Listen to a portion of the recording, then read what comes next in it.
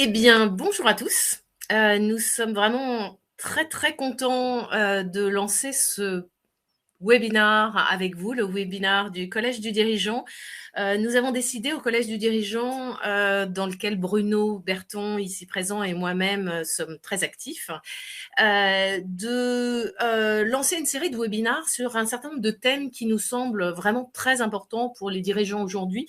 Le Collège du Dirigeant est spécialisé en particulier dans les PME et les ETI, et les dirigeants des PME et des ETI en ont un peu dans tous les sens, hein, et de temps en temps, c'est pas mal de se poser sur quelques sujets avec des experts on a au Collège du Dirigeant, on va dire, une pensée à la fois bienveillante et aidante, et en même temps une pensée un peu à rebrousse-poil. Et donc, on a choisi le premier sujet ici de la transformation digitale, et on aura d'autres thèmes qui vont venir au fur et à mesure pour vous transmettre en fait quelques idées pour provoquer vos propres actions et vos propres idées. C'est plus dans ce sens-là, parce que c'est pas la révolution, mais c'est pour donner des trucs, c'est pour aider, et c'est pour essayer de penser à rebrousse-poil. Et donc, ça part du principe que non, la tech, non, la transformation digitale n'est pas que pour les grosses boîtes. Non, la tech, non, la transformation digitale n'est pas que une affaire de directeur technique, directeur DSI, et qu'on peut juste déléguer le sujet aux gens techniques. Ce serait vraiment dommage de le faire. Et donc, on part de ce principe. Et donc, deux mots avant de commencer dans le vif du sujet pour nous présenter à vous. Et je laisse la parole à Bruno pour qu'il vous dise qui il est. Merci Hélène. Donc effectivement, nous allons faire un nouveau duo de choc sur ce webinaire. Donc Bruno Berton, moi j'ai fait l'essentiel de ma carrière chez Accenture comme consultant en stratégie, avec deux spécialités dominantes, le développement durable et la transformation digitale. Je suis aussi senior fellow de l'INSEAD sur la transformation digitale. J'ai accompagné un certain nombre de groupes, en particulier dans les secteurs énergie utility sur ces sujets. Et je serai très heureux de partager cette expérience aujourd'hui avec vous. On va essayer de faire ça de manière aussi un peu interactive. Donc, on va se permettre de vous poser à l'occasion quelques questions pour mieux vous connaître et être certain qu'on réponde avec pertinence à vos sujets d'intérêt. Et pour confirmer ce que vient de dire Hélène, ce que je dirais aussi, c'est que pour nous, le digital, la transformation digitale, c'est un sujet qui est essentiel, qui concerne tout le monde, qu'il faut savoir effectivement prendre à bras le corps le plus vite possible. Ce que j'ai moi-même appelé le first mile, et un sujet sur lequel Hélène a elle-même beaucoup écrit, donc je lui repasse le micro avant pour lancer effectivement la présentation. À toi, Hélène. Merci. On dit juste pour vous donner deux mots de background, pour que vous sentiez aussi la complémentarité de notre perspective sur la transformation digitale et de notre expérience, en fait. Moi, effectivement, récemment, j'ai écrit et publié un livre sur la transformation digitale au service du renouveau humain, qui est faite pour les dirigeants, en fait, pour essayer de désacraliser la transformation digitale, désacraliser la relation à la technologie, la relation à la donnée, et un petit peu soulever le tapis de ce qu'il y a derrière un projet de transformation digitale pour l'entreprise, voir les dessous, et essayer de mettre en exergue la responsabilité du dirigeant qui a tout à gagner, beaucoup à perdre, s'il le fait pas, ou s'il le fait sans s'en occuper lui-même, avec son souci humain et son cap stratégique. Donc, et effectivement, moi j'ai écrit ce livre avec la perspective de transformation digitale que j'ai menée moi-même dans des grands groupes de data insights et d'études de marché, comme GFK, où je l'ai fait au niveau mondial dans le domaine du retail et de la grande consommation, pour le produit, pour le commercial, ou chez Ipsos en tant que directrice générale d'Ipsos, au niveau organisationnel et au niveau aussi de l'organisation de la data science et de l'intelligence artificielle mondialement. Donc, plusieurs types d'expériences sur le faire, on va dire, du projet de transformation digitale en tant que dirigeant. Et c'est très nourri également, et vous aurez un ou deux exemples de travaux du MIT avec lequel j'ai eu beaucoup de relations, notamment à leur Innovation Lab, et des travaux qui sont très inspirants, je pense, pour un dirigeant. Donc, on part du principe, en fait, que on sait, on est dans un monde en crise, avec des crises au pluriel, crise énergétique, inflation, géopolitique, pénurie, etc. Tout le monde baigne là-dedans.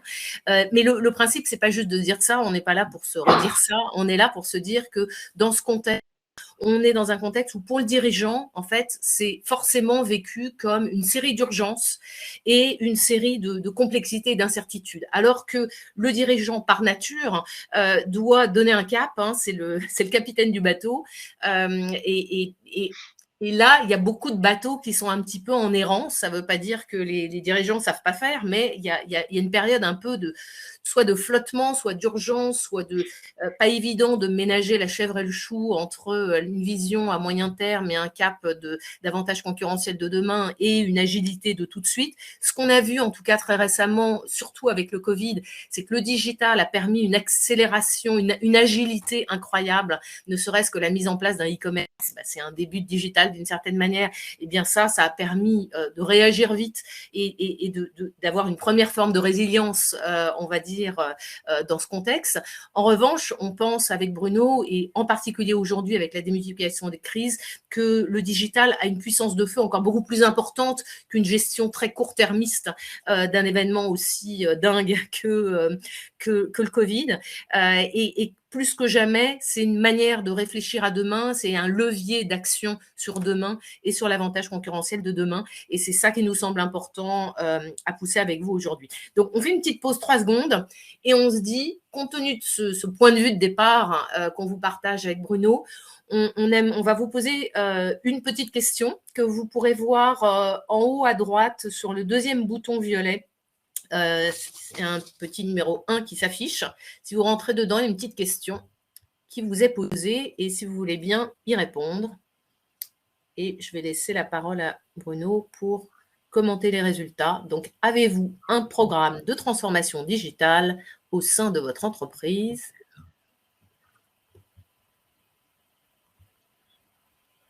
Oui, il ne faut répondre qu'à cette question-là pour l'instant. Oui, c'est ça. Parce qu'il y en a d'autres qui ont démarré en même temps. C'est le seul qui apparaît pour l'instant, oui. Donc, oui en cours, oui en développement, non, mais nous en prévoyons un prochainement, non. Donc, en développement, ici, ça veut dire on est en train de commencer, on est au tout début. Alors, ça avance doucement. J'en profite pour revenir sur le mot résilience, auquel j'attache beaucoup d'importance, puisqu'effectivement, je pense que la capacité à se préparer, à anticiper des crises pas nécessairement justement connues est un sujet majeur de préparation.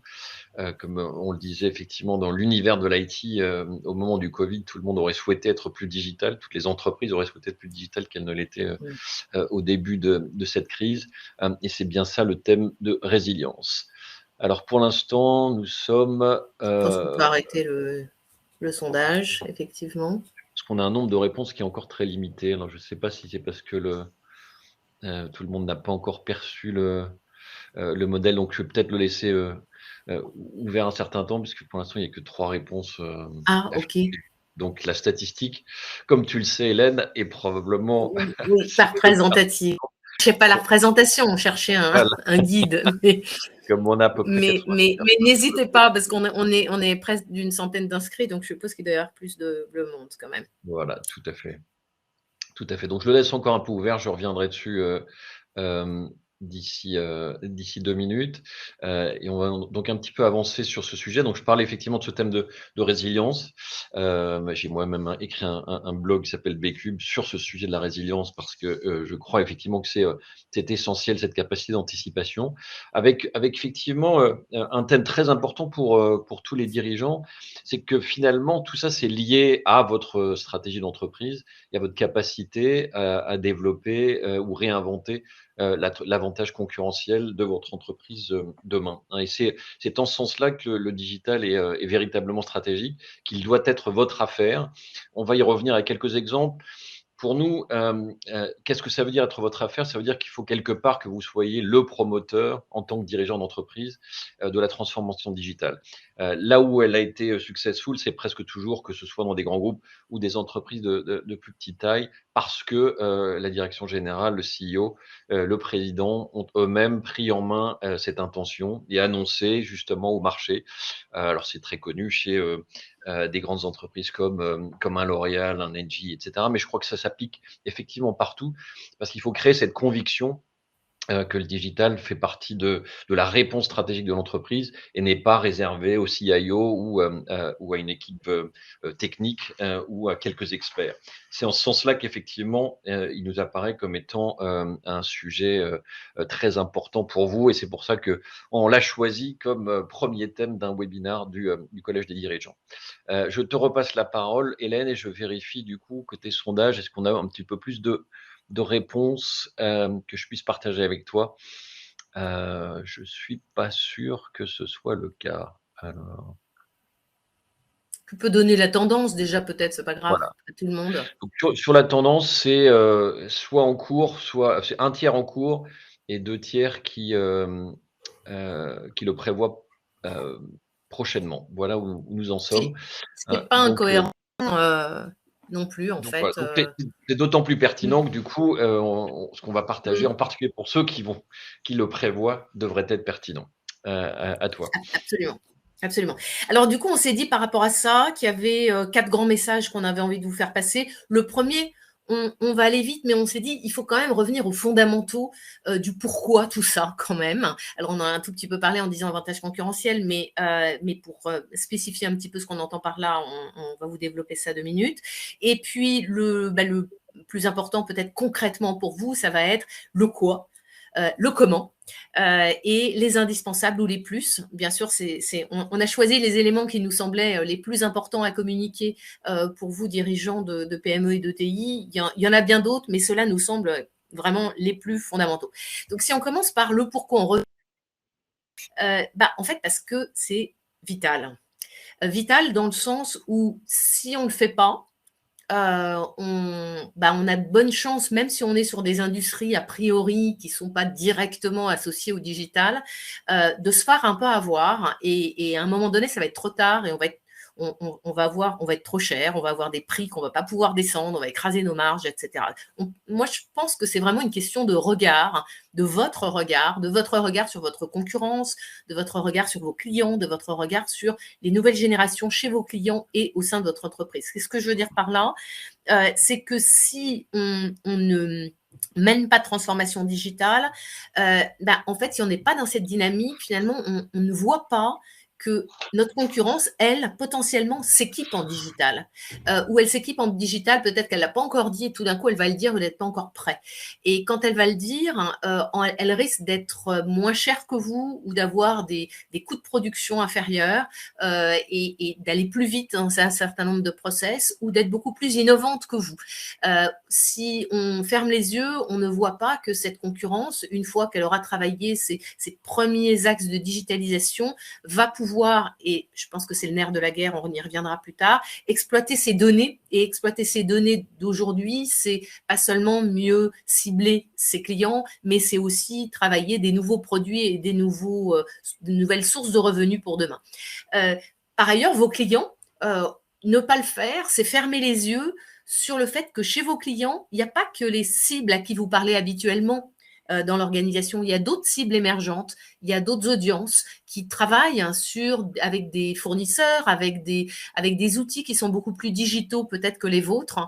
Et l'air de rien, vous fermez les yeux, mais peut-être que vous vous faites avoir un peu, votre part de marché de demain peut être grignotée par d'autres prestataires ou d'autres partenaires avec qui ils sont en train de parler et qui vont émerger demain, qui vont être plus des fournisseurs d'IA, qui vont être plus des plateformes et qui, à un moment donné, seront beaucoup plus compétitifs que vous si vous ne vous y mettez pas maintenant. Et enfin, il y a un qui me semble très important, un effet générationnel chez vos clients, ainsi qu'un effet générationnel au sein de votre entreprise, parce qu'on peut se demander si à un moment donné, la fidélité, en fait, que vous pouvez avoir vécu depuis longtemps va toujours être pérenne auprès de ces jeunes générations. On sait que ça ne veut pas dire que vous êtes aveugle ou autocentré si vous ne faites pas ça. C'est tout simplement que très souvent, et c'est notre observation dans les advisory boards du collège du dirigeant, très souvent, il y a beaucoup d'entre-soi auprès des dirigeants ou des partners de la direction d'une PME ou d'une ETI. Il y a beaucoup d'énergie, il y a beaucoup de proximité au business, mais il y a aussi beaucoup d'entre-soi. On n'a pas le temps de prendre du recul.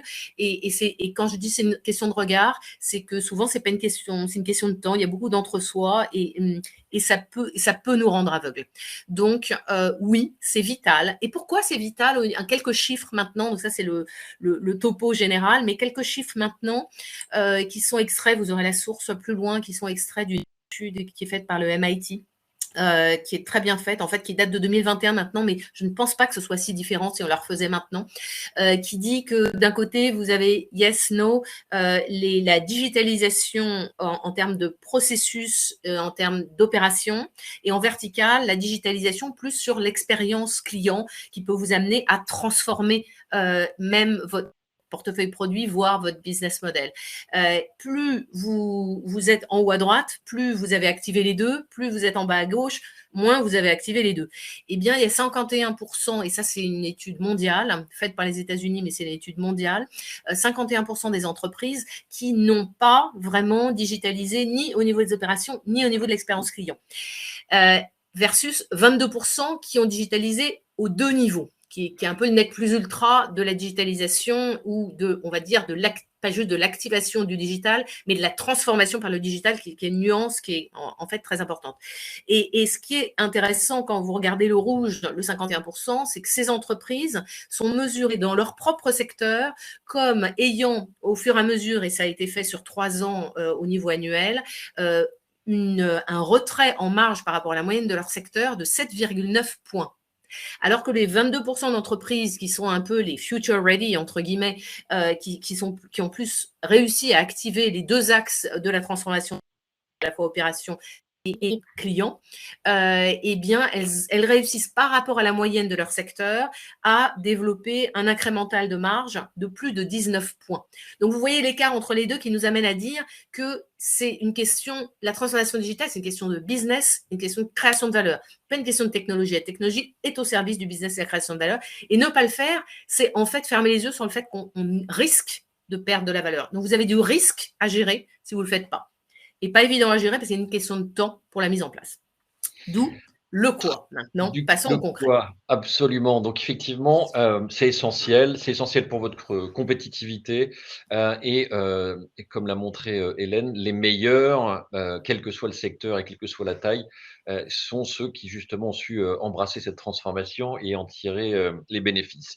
Alors les bénéfices, c'est le quoi, et ce qu'on va essayer de regarder rapidement maintenant, c'est deux types d'exemples de ce que la transformation digitale peut apporter en termes de use case et donc de business case pour vos entreprises. Et en fait, on a deux grands sujets qui sont liés à cette performance. On a un sujet d'efficacité opérationnelle dont je vais vous parler, et on a un sujet plus orienté sur la compétitivité marché dont Hélène va vous parler juste après. L'efficacité opérationnelle, l'exemple que j'ai pris, c'est celui de l'efficacité énergétique des bâtiments dans la mesure où ça concerne toutes les entreprises. Toute entreprise a soit un bâtiment de bureau, soit des entrepôts, soit bien sûr des usines. Et donc, elle est touchée par la crise énergétique, elle est touchée par les coûts de l'énergie au sens large, et elle cherche à trouver des solutions pour améliorer son efficacité opérationnelle sur ce sujet-là. Ce sujet qui est présent depuis des années est devenu particulièrement pertinent puisqu'aujourd'hui, vu les coûts de l'énergie, les business cases se sont améliorés de manière assez remarquable. Donc, des travaux qui sont faits par des entreprises comme Engie ou Equans d'un point de vue service, par un certain nombre de startups qui proposent des solutions de type capteur, par des entreprises de solutions comme Schneider, vont vous permettre, quel que soit votre secteur, de regarder justement quel est le business case pour votre entreprise. La première étape, elle est finalement assez simple, c'est comment on apprend la frugalité ou on réapprend la frugalité à la collectivité. Je suis sûr que chacun d'entre vous fait ça à la maison en renégociant les températures de jour et de nuit avec la famille. C'est un petit peu le même principe. C'est effectivement à la fois de visualiser les indicateurs de consommation et de définir des standards qui sont souvent des standards simples de type éteindre les bâtiments pendant le week-end, réduire le chauffage pendant les périodes creuses, etc., etc. Donc ce premier sujet, c'est véritablement un sujet de simple comportement.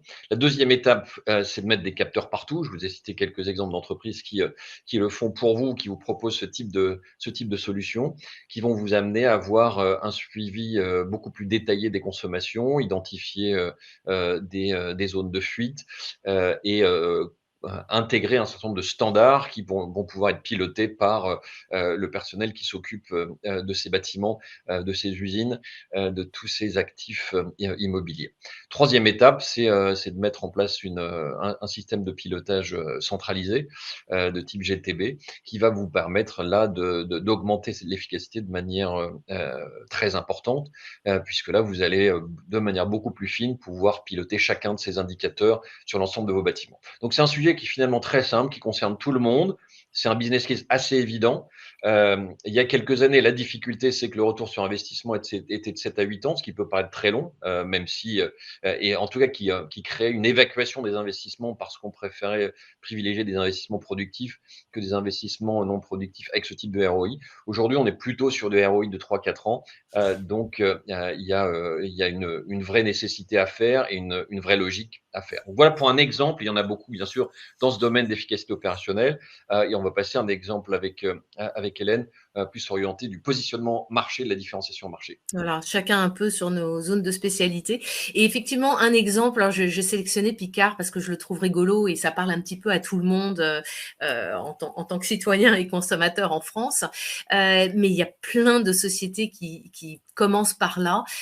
C'est le principe de travailler l'expérience client dans le sens où, en fait, on a plein de ressources de données inexploitées souvent dans l'organisation, de données clients. Et dans l'exemple de Picard, direction générale en 2020 au plein Covid, la directrice générale qui a repris a commencé à se dire mais en fait on a une base client, on a une carte de fidélité mais qui est pas tellement exploitée et l'entreprise était un petit peu flat dans ses résultats depuis plusieurs années. Elle a commencé par rassembler toutes les données éparpillées, dont celles venant du e-commerce évidemment, en un data lake ou un master database. Et ça fait partie d'ailleurs, on verra après, vraiment des fondamentaux, nous semble-t-il, pour pouvoir travailler. Mais à partir de là, tout de suite, elle s'est mise à travailler l'analyse de cette base pour comprendre la dynamique qu'il y a derrière, pour comprendre les clients, pour poser des hypothèses de business case de quel peut être le cap de demain en termes produits, en termes de ciblage de clientèle, en termes de manière d'ouvrir de nouveaux points de vente, en termes de personnalisation de l'offre par rapport aux différents segments clients et via une app. Donc, il y a eu un certain nombre d'initiatives très concrètes, très opérationnelles qui ont permis d'augmenter, pour vous dire, en 2 ans, de 25% le chiffre d'affaires de Picard, donc un impact revenu gigantesque, avec un objectif de faire plus que 25, elle a un cap 30% pour très bientôt. Donc c'est juste un exemple pour vous dire qu'il y a plein de boîtes qui peuvent assez facilement fonctionner en démystifiant en fait leurs données, en les exploitant différemment. Et il y a beaucoup d'exercices qui se font, moi que je fais dans mes activités de consulting, sur et qu'on fait souvent aussi au sein d'advisory board, qui consiste à identifier ensemble en fait différents types de données qu'on a et qui sont pas vraiment classifiées, qu'on n'a jamais exploitées, ou qu'on n'a pas, mais qu'on pourrait avoir par partenariat intelligent avec une start-up ou avec d'autres types d'entreprises et qui d'un coup peuvent ouvrir un champ de nouveaux revenus ou de nouveaux PNL ou de revenus augmentés avec de nouveaux services. Et ça parle beaucoup sur votre proposition de valeur de demain. Comment on fait ? Très bien. Alors donc, troisième étape, le comment, qui nous amènera effectivement vers les premières étapes du comment, le first mile, les indispensables. Alors dans le comment, la clé réside effectivement dans le changement culturel. Comme toute transformation, ça passe effectivement par une étape de changement, important. Et alors à ce stade, Caroline, on voudrait en profiter pour poser une deuxième question, à notre auditoire.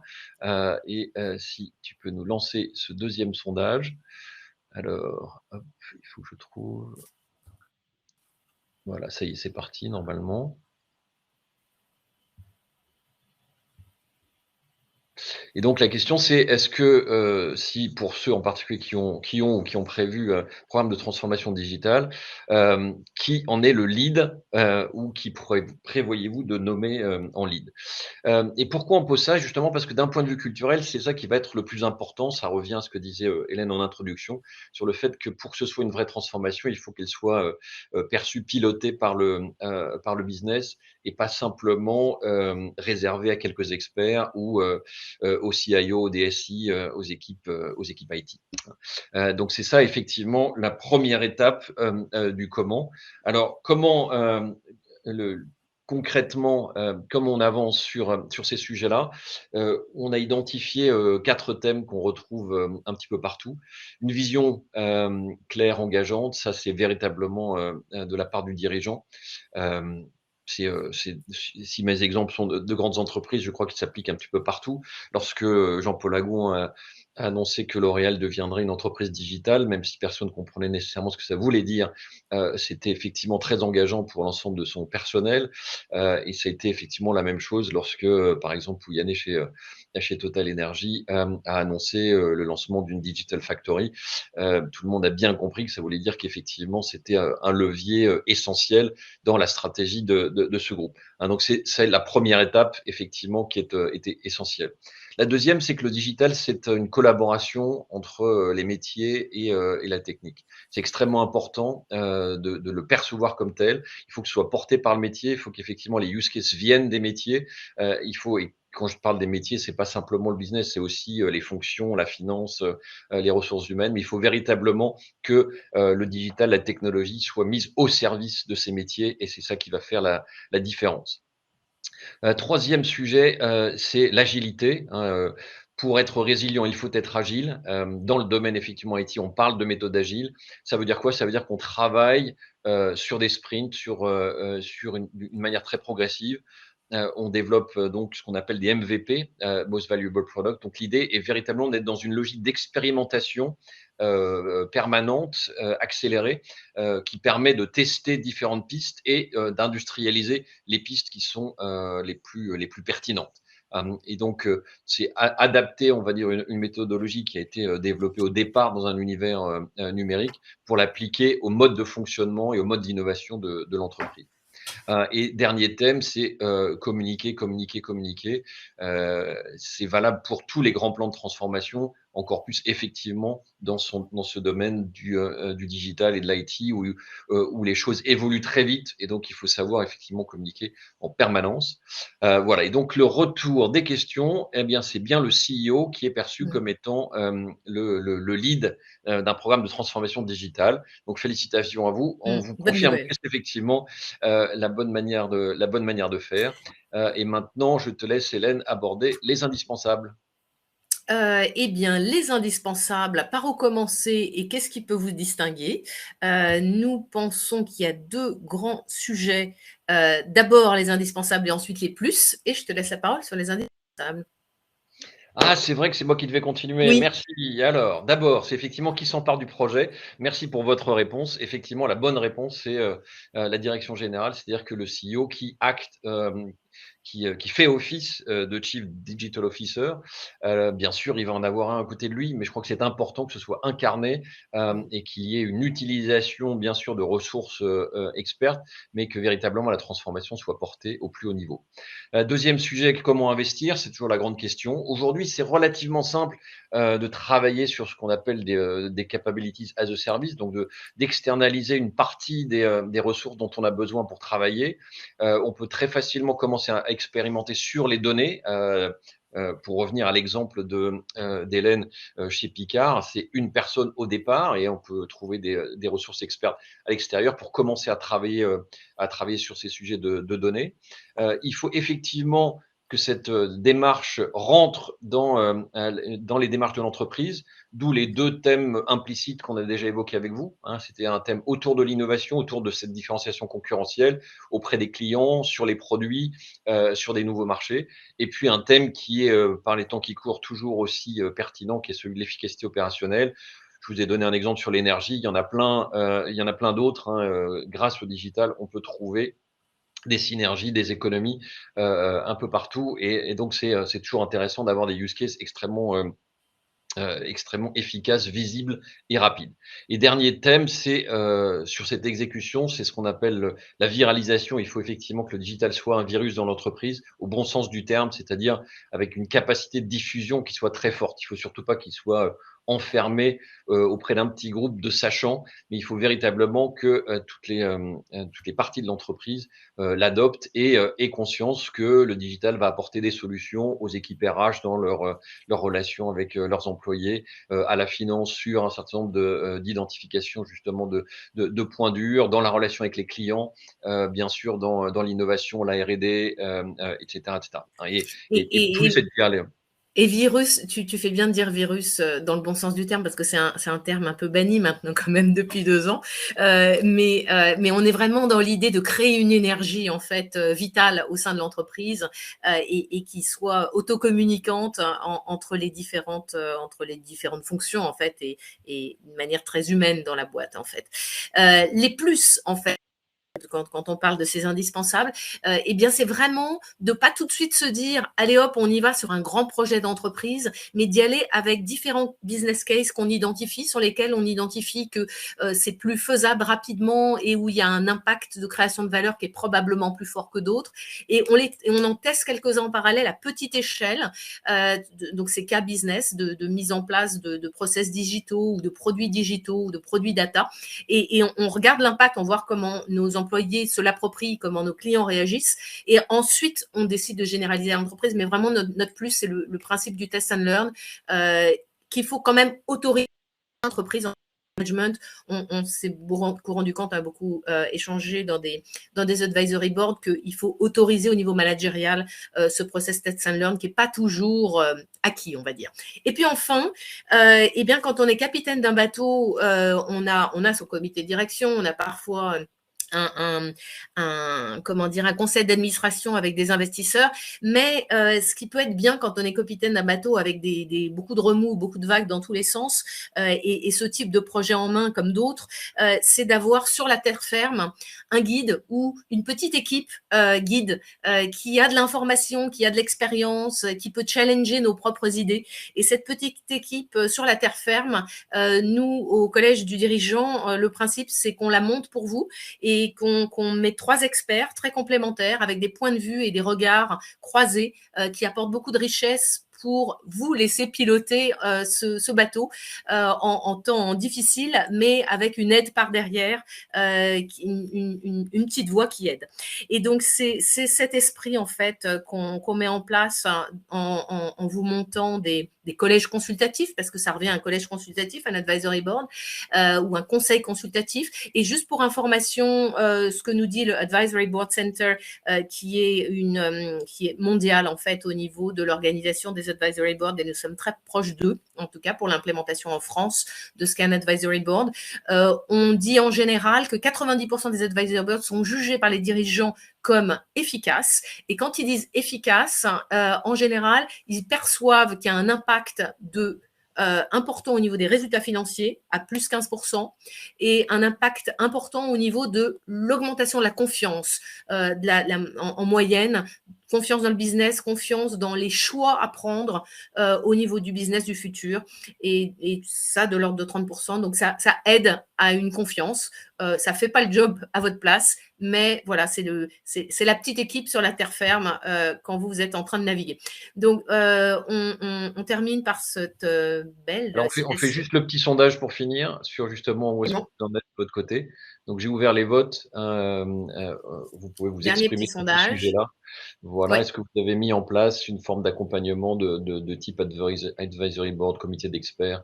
Il y a de nombreuses terminologies ouais. différentes, mais ça nous semble effectivement être un levier extrêmement important pour accélérer ce type de processus.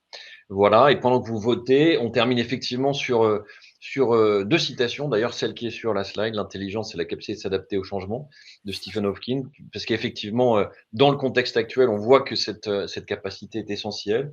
Et alors, une autre que j'ai entendue cette semaine, que je trouve aussi très intéressant. On mesure l'intelligence à la quantité d'incertitude qu'un Ah oui, individu est capable d'absorber, ah oui, de Kant, ah oui, et que je trouve oui, encore meilleur parce qu'effectivement, aujourd'hui, on ouais, voit bien que, en complètement. particulier, l'intelligence situationnelle, comme on dit en rugby, Mmh, appliquée à une mmh, organisation, c'est cette capacité mmh. à s'adapter à l'incertitude parce que malheureusement, on est dans un contexte Absolument, d'hyper incertitude, et c'est probablement ce qui vous pose problème tous les jours. Et on finit absolument. Citation par un peu citation de que vous bibliographie. retrouverez dans mon livre, Data Humanum.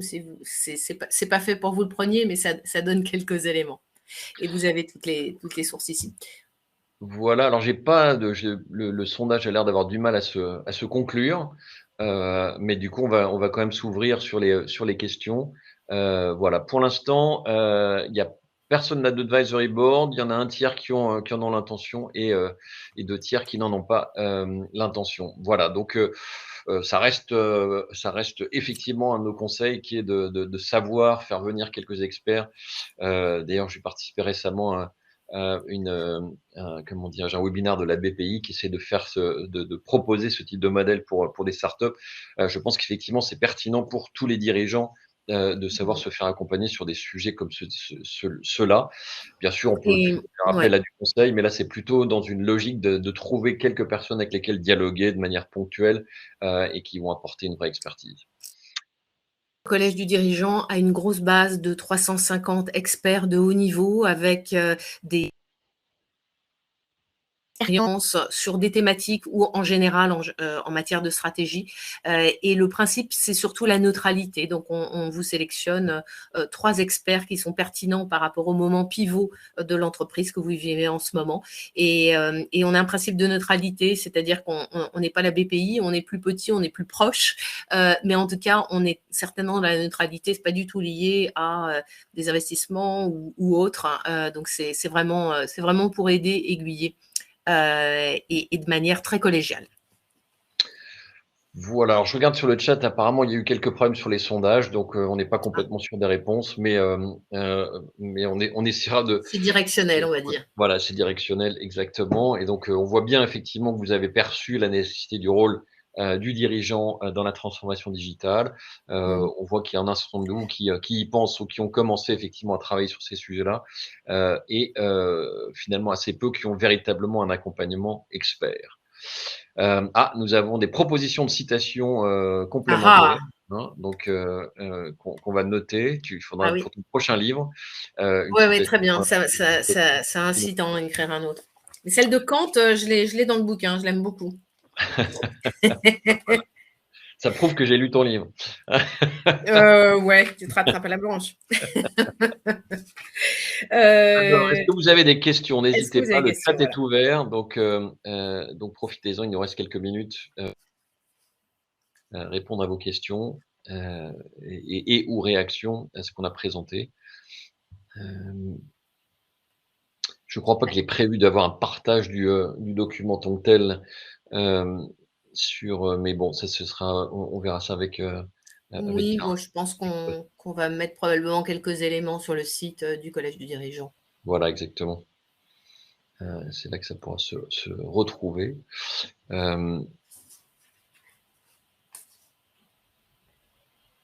Hop. Alors, moi, il y en a une autre, en attendant vos questions, il y en a une autre que j'adore, c'est si j'avais demandé aux gens ce qu'ils voulaient, ils m'auraient répondu des chevaux plus rapides. C'était Henry Ford. On a une question sur la source de l'étude. Je ne sais pas de quelle étude on parle, mais j'imagine que c'est celle Alors, que tu as présentée en oui, début. je suppose. Vous avez toutes les sources dans le dernier slide, donc je vais remonter. Paf, bougez pas. Donc, c'est l'étude de Peter Vail du MIT Caesar. l'étude TNT Research, qui est vraiment, je trouve, la plus pertinente que je connaisse en la matière.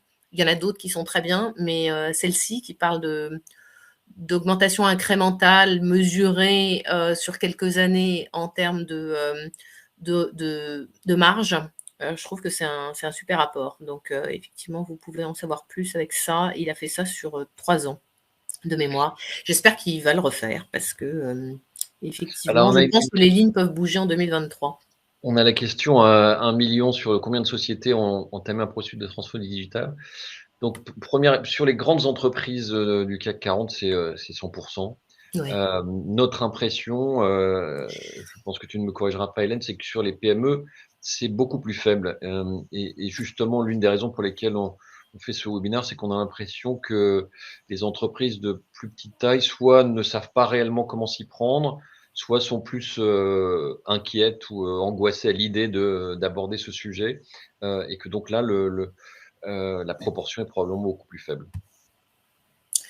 Effectivement, alors il y a quand même une chose, malgré tout, peut-être, et je pense que tu seras d'accord aussi, c'est que autant les plus petites entreprises par rapport aux grands groupes en ont moins lancé, autant quand elles en lancent, elles sont moins figées par des process historiques et elles sont plus d'entrée de jeu humaine dans leur manière de lancer le projet et avec plus de buy-in, entre guillemets, donc d'appropriation par les équipes et de proximité aux clients pour pouvoir lancer ces dispositifs digitaux, que ce soit au niveau des données ou au niveau des process. Et du coup, moi, je pense qu'il y a un potentiel absolument gigantesque sur les PME et les ETI, parce qu'à partir du moment où elles s'y mettent, normalement, elles ont beaucoup moins les écueils qu'ont les grands groupes qui, souvent, ont lancé comme tu dis, 100%, mais en termes d'efficacité, l'efficacité n'est pas du tout 100%. L'efficacité, elle est pas extraordinaire pour l'instant. Le retour sur investissement, il y a aussi des études là-dessus. Si ça vous intéresse, faisons un chat là-dessus après via le collège du dirigeant. Mais l'efficacité est pas extraordinaire. Il y a beaucoup d'écueils humains dans l'activation humaine des projets. La feuille de route ne suffit pas. Et je pense vraiment que les ETI et les PME ont plus de chances d'enclencher ces deux sujets de concert, d'entrée de jeu en fait. Donc, vous avez un potentiel ROI potentiellement plus important, même si les PME ETI s'y sont mises ou s'y mettent un petit peu plus tard que les grands groupes, pour des raisons évidentes, en fait. Donc, il faut y aller, en fait. Le potentiel économique, il est absolument gigantesque, en fait. L'économie et je pense la digitalisation de la France, la puissance de feu de la data et du digital sur l'économie va se faire si les PME et les ETI s'y mettent de manière plus massive. Oui, pour l'instant, la différence, est-ce qu'il y a une différence PME-ETI? Je suis pas sûr qu'on soit en mesure de mesurer ça, mais je pense pour l'instant, il y a beaucoup une différence sectorielle, c'est-à-dire qu'il y a des secteurs où la digitalisation elle est presque native et du coup, quelle que soit la taille de l'entreprise, elle a été embrassée assez vite, et d'autres où c'est justement plus difficile à imaginer, donc ça prend un peu plus de temps. Oui. Alors là, moi, la seule chose que je dirais, mais parce que je suis plus sur l'aspect organisationnel, c'est que dans les ETI, il y a plus de risques d'avoir des silos qui existent dans les organisations, soit parce qu'on a racheté des boîtes, soit parce qu'on a créé des activités qui sont un peu verticales, et que le principe en fait de la transformation digitale, c'est justement d'horizontaliser, que la data puisse être accessible aux différents types de business. Et donc ça s'apparente un petit peu plus aux trucs compliqués à faire dans les grands groupes. Et donc s'il y a ça dans l'ETI, il y a plus de chances de l'avoir que dans une PME. C'est un truc à gérer en fait, et il faut pas perdre de temps dessus, c'est dommage. En fait, c'est la seule chose que je vois dans la différence entre les deux. Il y a une question sur la date du prochain webinaire. Je ne l'ai pas en tête, mais on vous informe très prochainement. On compte en faire assez régulièrement, toutes les 6 à 8 semaines. Donc, ça vous donne le cap grosso modo. Voilà. Et on Probablement en recommuniquera mars, mais la date n'est pas encore fixée. Voilà. Oui, exactement. Je pense que ça devrait être plutôt sur fin Ni le mars. sujet d'ailleurs, à ce stade. Non, mais il y a une liste d'attente. Ça dépendra de si on a de bons retours, en fait, si ça vous intéresse, mais on espère. Vous savez, le principe d'Advisory Board, c'est quand même un principe qui est assez récent en France, qui est un principe un peu plus anglo-saxon, avec le côté, je pense, positif de l'anglo-saxon, d'une stratégie ouverte, et où on peut accélérer son avantage concurrentiel très vite si on l'intègre. On a beaucoup de témoignages de dirigeants qui ont engagé avec nous des advisory boards et qui sont ravis. Ça les fait respirer, ça les fait sortir de leur entre-soi et ça les force à formaliser des éléments de stratégie sur des trucs quand même assez compliqués où on maîtrise pas tout le temps. Et ça fait du bien, ça renforce la confiance et ça fait foncer de manière plus sûre dans ce brouillard. Absolument. Ah, c'est le 7 mars. Pardon, je viens d'avoir Caroline qui me dit que la prochaine est prévue le 7 mars. Très bien. Voilà, on vous en dira plus. On est dépassé de 1 minute. Est-ce qu'il y a Voilà, je crois qu'on est, je pense qu'on devrait être bon. on est au bout, donc on va pouvoir remercier l'audience et les participants. Vous remercier pour les questions. On a noté effectivement qu'on a un peu de travail encore à faire pour rendre les sondages plus informatif et pertinent.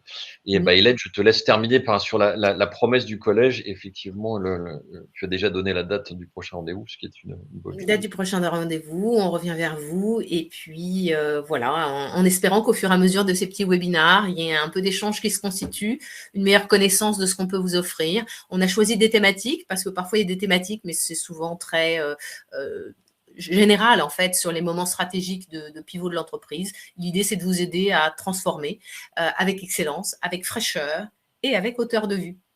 Merci beaucoup à tous. Merci. À bientôt. Peut-être au 7.